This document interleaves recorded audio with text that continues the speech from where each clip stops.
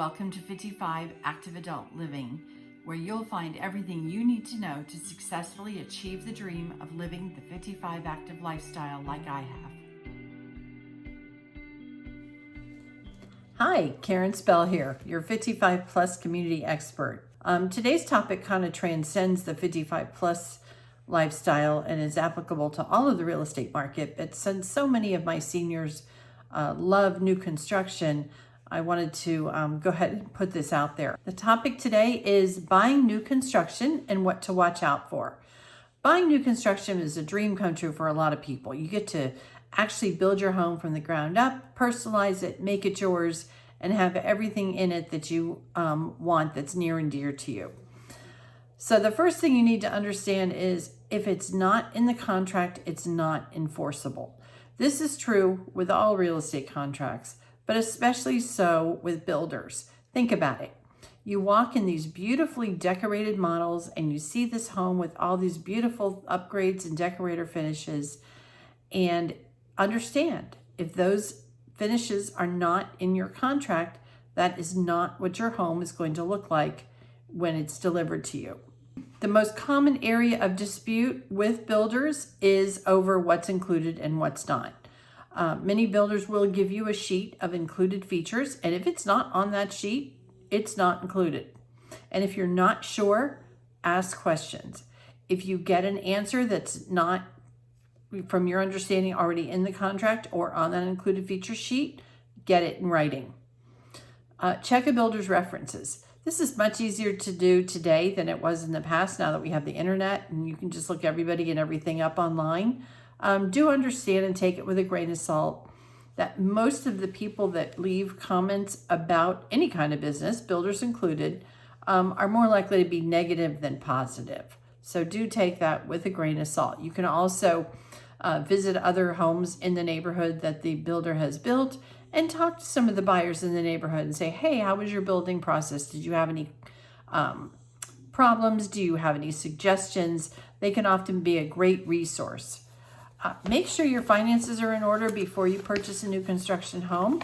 You don't want to get partway through the process, have a financial hiccup, and lose a substantial amount of money. Most builders require quite a hefty upfront fee for their homes. There are a few exceptions, but most of them do. And understand that if you are not able to financially go through with your lender allowing you to purchase your home, you are going to lose, in all likelihood, that deposit. There are some exceptions. I would certainly talk to the builder if you experience some kind of an issue that made you unable to purchase your home, and they may work with you, but in all likelihood, no. They've already purchased the materials, they've purchased your upgrades and options that you've selected, and they're not going to be very willing to work with you in most cases. If you're buying a home in an HOA, and most of them have HOAs, if you're buying in a 55 and over active adult community, it definitely has an HOA. You are going to want to read those covenants and restrictions. And I'm not going to go into detail on this. I have another entire YouTube and blog on this. But if you're going to have someone living in the home who is under 55, you will want to make sure under the covenants and restrictions if that's possible. If you are under 5 and purchasing and no one in the home is going to be at least 55, that's another thing you're going to need to look at before you go under contract on that home. Read all the builder's disclosures very carefully. If you don't understand what they say, ask questions. I know of a community and there was a very large green space easement, which just looked like nice green grass. And halfway through building the community, Duke Energy came in and put up massive power poles and power lines behind these people's homes. And the people were told it was into the disclosures. So just make sure you understand what the disclosures say. If you don't, again, ask questions. Who's holding the deposit that you're giving the builder? Is it being held in escrow? Does the contract say that the builder can use it during the building process to purchase materials to build your home? This is important because if the builder goes bankrupt during your building process, Is your deposit protected or not? You may not have a choice, but at least going in, understand what the risks are. You might want to consider an independent inspection during the building process at certain stages. One is pre-drywall, so the house is up, the roof is on, the studs are in the inside, the wallboard has not put up yet. This is a very popular time for someone to hire, a buyer to hire at their expense, an inspector to come in. I mean, once those wallboards are up, it could hide a multitude of things that you're not ever going to find out unless there's an issue. You also may want to check for radon. This is more important in certain parts of the country than others.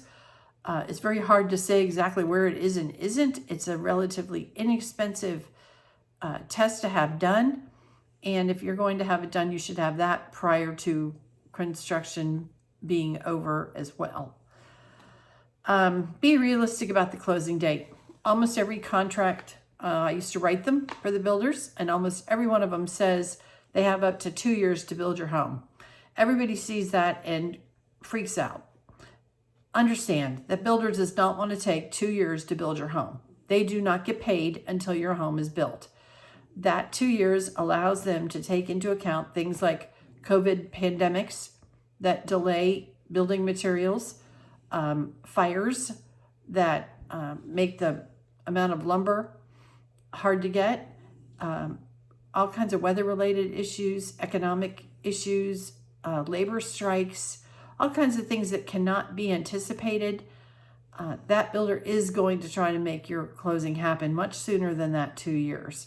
As far as having an exact date, I know you want to make your plans. You want to know what date to close your house on. You want to make sure you know when to hire the mover for and when to turn the utilities on. The builder's going to do their best. A good rule of thumb, and it's not perfect, but a good rule of thumb is until your cabinets are in, you have more than 30 days until you close.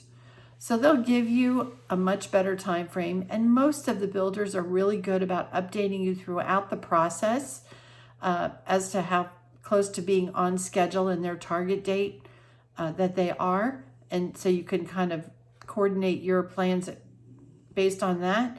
But no, that date has to be flexible. They cannot give you a firm date, and they will try their best to do so. Okay. Your real estate agent is invaluable in helping you keep updated on your process of your building, especially if you're an out-of-town buyer and you're building a home in another, say, state. If your builder isn't one that gives you updates with pictures, your agent should be more than willing to take pictures all throughout the different stages. If you have a question about a picture, they'll go to the builder for you. They can be there in person for your inspector, and they can be an invaluable resource in helping you get your home built. A lot of people think, why do I need a realtor for new construction? That builder does not work for you, and your real estate agent does. Even though they are paid by the builder, they are working for you, and they are your liaison with the builder, on site, boots on the ground. So until next time, I'm Karen, and I'll talk to you soon. Bye-bye. Thanks for watching. If you found this information helpful, click below to subscribe. Be sure to visit 55activeadultliving.com for additional resources and information, including your guide to finding the perfect 55 plus community, blogs and videos, and more. See you next time.